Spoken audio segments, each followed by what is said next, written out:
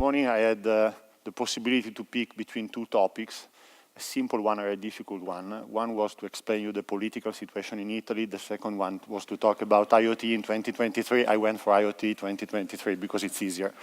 So, good morning. I spend a lot of time for the job that I do talking to our customers. And I think most of the meetings that I attend to basically can be described with this. And it's funny to be in Dublin talking using a weather metaphor. But most of the discussions basically go from, oh my God, what's going on? We're going to change our business. We really don't know what to do with this, what to do with that. I tend to think that usually the disruption part at the moment in our conversation with customers tend to be the predominant side of the conversation. I think the worry part is actually heavier versus the opportunity side, but I believe that there's actually a very bright side to the change that we're going through. And it's probably a question of perspective, and the metaphor that I often use is the fact that, for those of you who have been around long enough, I still remember the days in which we were trying to figure out what we would have done with 3G. It was, year 1999, early 2000. And frankly, we were going to pay a huge amount of money for frequencies and spectrum, and we were trying to figure out how we would have paid for it. Frankly, then, 5 years later, 6 years later, the iPhone came in the market. And it finally justified the reason of why bidding and spending money for 3G made sense.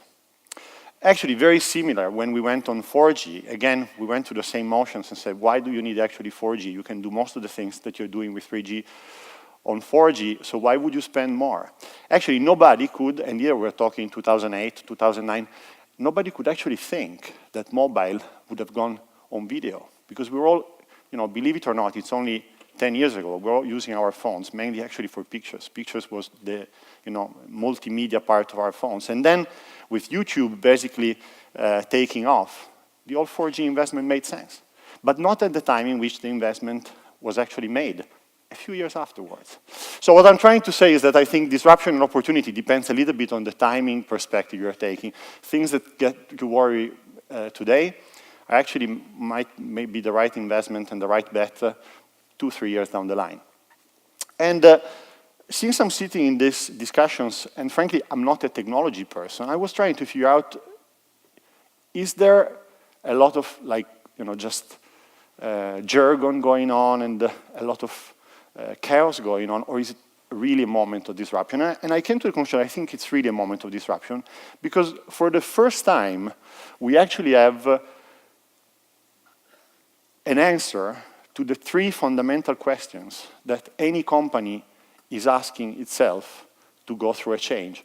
And it's basically, the 3 questions are, how do I collect information, no matter if it's from a product, a physical product, or from a customer, in case you sell a service? How do I store, and where do I store at a reasonable cost those information? And how do I use this information?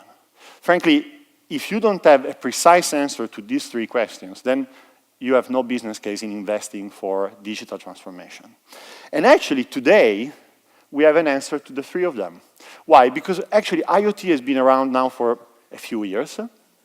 Cloud has been around for a few years. But the real news, and we have talked about this, the speakers that came before me, the news of the last couple of years is the availability of AI. The availability at very decent cost, in very easy way to apply it to a number of different fields.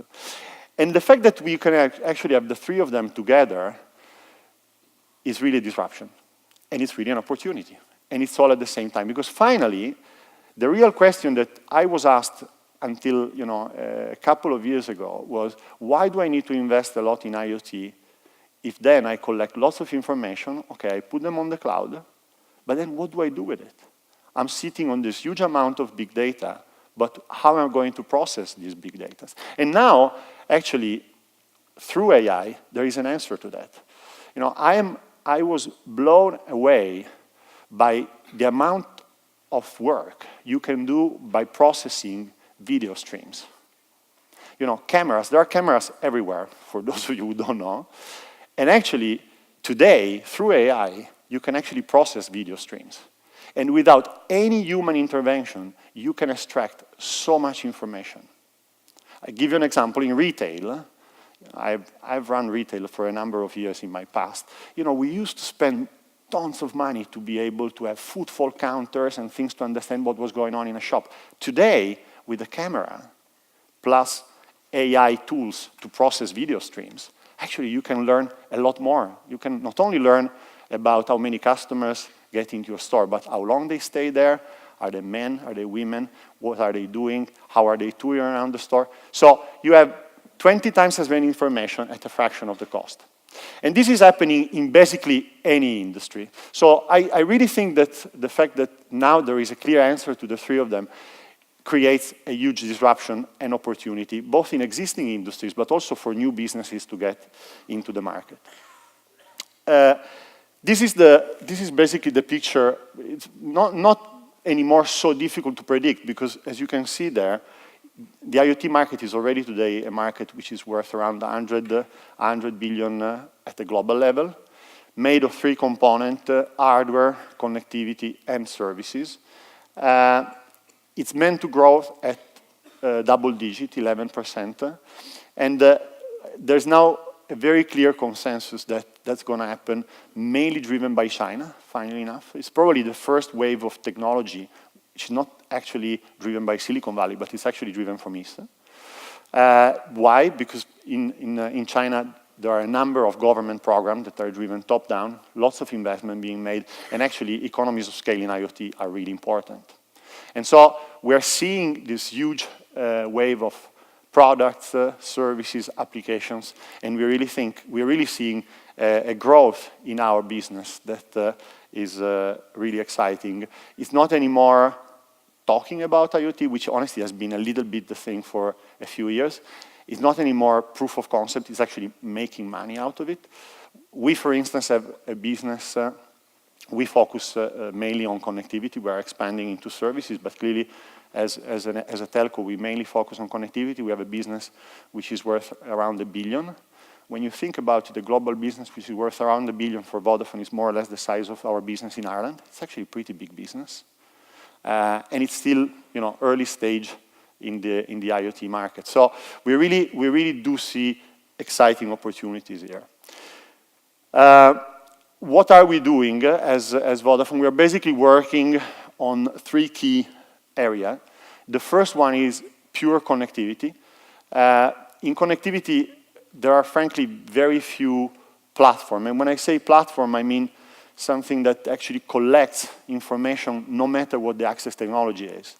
No matter if you're collecting information through mobile, fixed, satellite, now Narrowband Iot as a new technology, you collect all of this information, then you process them through a platform. This is what we call a connectivity platform. There are only a handful of platforms available around the globe. We are considered one of the leading ones. And it's very much a matter of scale and features. You need to be big. Why? Because typically the investment that you need to make to add features to your platform, for instance, analytics, to be able to offer your customer information on IoT, these investments are quite big and are justified only if you have significant scale. At the moment, we have 68 million devices on our platform. There are already like 14 million cars in Europe that are connected and actually running on our platform. 14 is not actually a very small number when you think that so far connected car has been basically a premium product. We have in excess of 10 million meters, electricity, water. We have actually 4 million medical devices of various types. So it's already a business that for some industries, it's already a scale business. Not for all industries, but for some industries, it's already a scale business. The second part is services. And here, what we are trying to do is that we are trying to basically put together connectivity plus some relevant hardware, plus typically some service operations. And you can actually package together what we call service. Now, when you do this, you actually step a little bit outside of pure telecommunication. Because what you do, you actually package a service which is a vertical service for a certain industry. We have done that so far in automotive. In automotive, we already have a very significant service offer. We are actually in the process of doing it in insurance, and I'll come back in a second to why insurance. And there's probably 2 or 3 more industries where we're going to do it, healthcare, logistics. Not too many. Why? Because this is actually non-telecom business. It's a business where we're stepping in because there is a lot of value. To give you an idea, when you're selling connectivity, you're typically talking about a scale business. Why? Because the amount of money that you make out of any connection is actually very small. You're talking, 1, 2 euro a month. So you need to have really big volumes to justify the investments. The moment you step into services and you blend together connectivity, operations, hardware, you're actually talking about revenues of 20, 25, 30 euro a month. So you're talking about a completely different game. You need to do it in a very focused way. Why? Because you're stepping into other industries. So it took us the last 3-4 years to do it for automotive. We actually bought a couple of companies to do that. We are now the leading provider in automotive services, mobility services. We are going to do something similar. We are doing something similar in insurance. Why automotive and insurance? Because these are 2 industries that are actually doing IoT. IoT is disrupting their business model at the core, and there is space for companies, actually large companies like us, but also small companies to actually do a lot of business there. Let me say that has not happened in every industry. It will eventually happen, I think, in most industry. It has clearly happened in, we have seen it happen in agriculture, very clearly. It has happened in automotive, it's happening in insurance.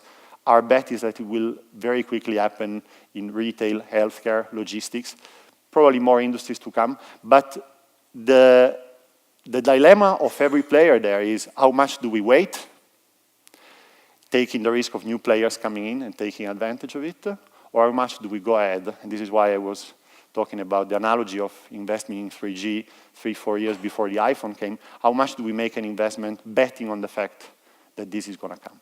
So we have decided to invest in industries that went really quickly into the IoT journey. The last part, and this is a pure investment, is basically the bet that while in the last few years IoT has been a business for large companies, it will actually become very pervasive also for SMEs. They might not really call it IoT, but they're going to call it tracking, they're going to call it monitoring, they're going to call it security. But solutions that are basically based on IoT will become really core for SMEs, and we clearly want to play a role there because we typically have in every market we operate, we have a very big presence in the SME and SOHO space. So that's a bit about our strategy. A key role, and I'll just spend a minute on it, but I think it's quite important to understand. A key role, because it's a new feature that we are adding to our platform, is that we have launched Narrowband Iot. Now, Narrowband Iot is basically one of the many available technology for low power coverage. So we're basically talking about technologies that can help you connecting a device when a device is in some places where there is no or very little normal coverage. So for instance, when you're talking about a meter that is sitting under the ground level, for instance. There are a number of technologies available based on licensed spectrum or unlicensed spectrum. We made a bet a couple of years back to actually develop coverage on Narrowband Iot, which is one of those. It's a licensed technology. We're actually starting to see a lot of traction in it. Why? Because through Narrowband Iot, it's as if you are enabling your customer to use a sort of, and sorry for using a bit of a non-technology analogy, a sort of a Wi-Fi of Narrowband, of IoT. Why? Because you can connect a place, and then it doesn't matter if you need to connect a parking, if you need to connect a meter under the ground level. You actually can reach places where you don't have electricity sometimes, low power, or where you don't have signal. We have done trials here in Ireland, and some of our customers told us, don't even try there. There's never been a possibility to connect. That meter is just not possible to connect. And actually, we have been able, in the trial, we have been able to connect things in super rural places, in really difficult locations. So we are super excited about it. It won't happen quickly in every industry. There are clearly applications in utilities. We really see a huge application in the utility space, agriculture, every sort of environmental monitoring activities. So it's going to be patchy. It's an area where we have invested because we think that once we have very clear coverage, a number of hardware manufacturers will be starting to produce devices that have Narrowband IoT on board. And therefore, once that happens, then it becomes easier to find application in terms of tracking, monitoring, metering, and so on. But I guess coming to the real core of the message that I want to leave you with, I think it's the name Internet of Things is really doesn't do justice of what we are setting up. Because the infrastructure that we are making available in the various possible combination with cloud and AI that I was talking about before, actually, it's not really about things, but it's an infrastructure that is about people. And the reason for it is because I keep having lots of really technology conversation, but then when I see a really strong business impact, it was not about the technology. Typically, it was about a smart person coming up with a good idea. And again, I want to give you with a couple of examples, because as soon as you start talking about IoT, AI, or cloud, people think really heavy technology, difficult things, complicated stuff. Actually, we are seeing some amazing businesses growing out of basically nothing in really simple application of the available technology. So and at the end, therefore, you come to the conclusion, it's very much about the people that are able to actually take the technology and in a simple way, either change an existing business or come up with a new business idea. So I want to mention two examples. An example of a company that has basically reinvented a very old business through IoT, and a company that's come up with a completely new idea, where I think people made the real difference. The first one is called Admiral. Admiral is, as you probably know, is an established insurance company. And in a fairly conservative, old-fashioned, and stable industry, they basically came up with the following logic. The insurance industry, and let me talk about motor insurance for an example, but what I'm saying for motor actually applies for any category of insurance, does basically two things. Number one is the distribution business. So you need to be able to reach out to your customer. But the most important part of it, you need to be able to price a risk. So you need to be able to say, why does Stefano have to pay 1,100 euro per year for his motor insurance? Why are you saying that 1,100 euro is the right amount? Motor insurance is one of the worst insurance businesses out there, because the amount of money you pay for claims is actually very high, and the margins for insurance company are very thin. So what this company came up with was, since pricing risk is the core component of what we do, there must be a better way to price risk than saying that your risk depends on your age, which is very much the algorithm that has been used for 100 years in the industry. They basically said there must be a way in which we can define a risk profile, which is not a generic risk profile, but is an individually specific risk profile. And without making the story too long, the idea is, if I price the risk based on how much you drive, if you drive 20,000 a year, it's obviously different versus if you're driving 2,000 a year. If you're driving in rural part of the country, or if you're driving in cities, the risk profile is very different. If you're driving with a good driving style, it's very different versus if you're driving with a very bad driving style. All of that can be tracked with IoT, all of it. So basically, Admiral challenged the insurance industry and had a very disruptive proposition, basically to say, you can, if you actually you can do it with a box, but you can do it with a smartphone as well. But if you are prepared to be tracked, I'm then going to give you a risk profile that is your risk profile, and that is going to drive the right behavior, and it's going to drive the right customers to come to me, as opposed to the wrong customers going to me, the guys that basically then I need to pay a lot of money for their claims.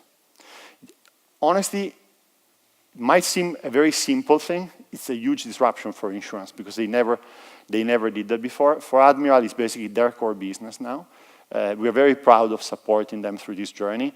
This is happening in a very scattered way across Europe. There are probably only the UK and Italy where this has gone quite far. In other countries, still very much a small market. Why? Because you're talking about challenging a very old, established business. So it takes people that are really willing to take the risk to do it. The second example is actually a new business that came out of absolutely nowhere, and I was blown away when I met this lady. Her name is Karen, and Karen, I'll show you the picture later. Karen is Norwegian, and she basically had to go through a fairly painful couple of years because somebody in her family got sick. It was a young kid, actually, and had to spend almost 2 years in an hospital.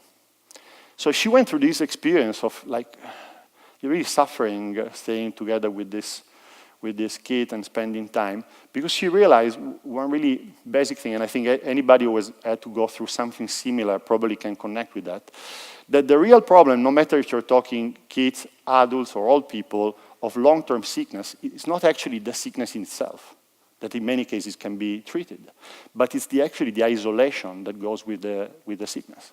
Because all of a sudden, let me use the example because this is where she got me really interested in this, where a kid has to stay in hospital, then he's missing his friends, missing school, all of a sudden his life completely changes. So she came up out of that experience with, I want to use technology to solve that problem. And she came up with a super simple piece of technology that actually puts an end to the problem. So she came up with this thing up here. She came up with a robot, basically. You could call it a telepresence robot, just because that's what it is. It's a connected robot. It looks a bit like a baby, to be honest. And what it does, it actually helps anybody who's sitting in a hospital bed to be able to see what's going on in a certain environment, in a classroom, for instance, to interact with the rest of the classroom, in case you need to ask questions, in case you need to say things to your schoolmate. And obviously, it offers you the possibility to stay in touch with your normal life. Again, was this complicated to come up with? No, it's being a huge success, being launched in a number of markets.